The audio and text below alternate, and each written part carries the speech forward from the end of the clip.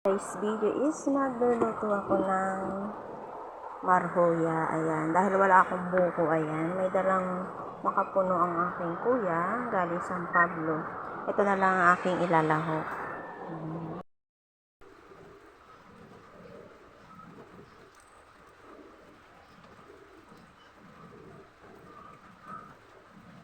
Ang sarap nito ay buko, kaso yan, maulan ngayon, kaya hindi makakakuha ng buko.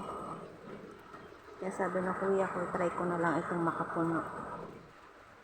So, try natin itong makapuno. Ito, kalahati lang muna ang aking inilagay. Madami-dami na din ito. Yan, may napasama pang bao.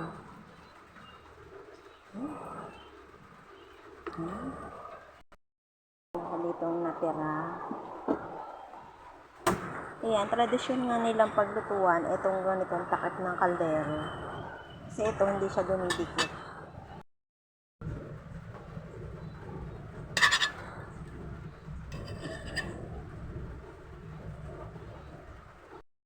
Tapos siya matunaw, then spread.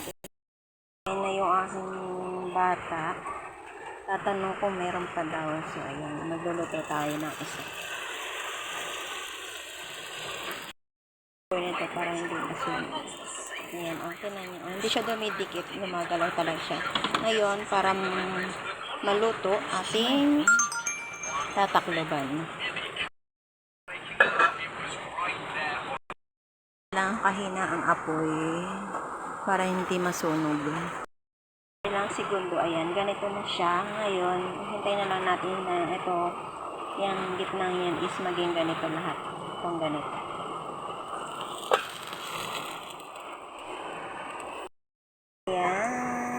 Ayan. Pag ganyan, pwede na natin siyang baligtarin.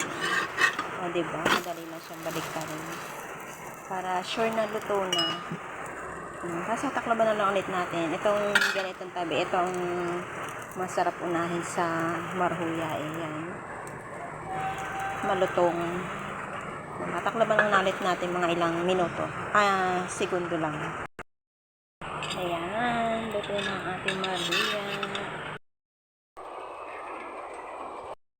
Naman ating titikman itong aking ayan. Hindi pa siya masyadong umalsa.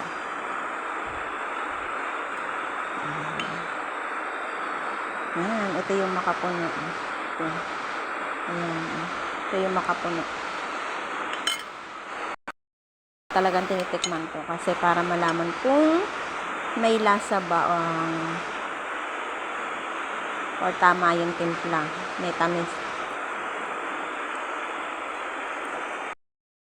Pero sa akin, kahit siya matabang, ayos na. Hindi man ako masyadong ayan. Yung aking bata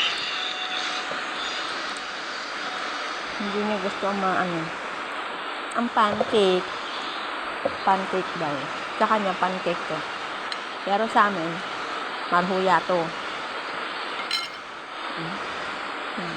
Ito yung makapuno. Ayan, makapuno.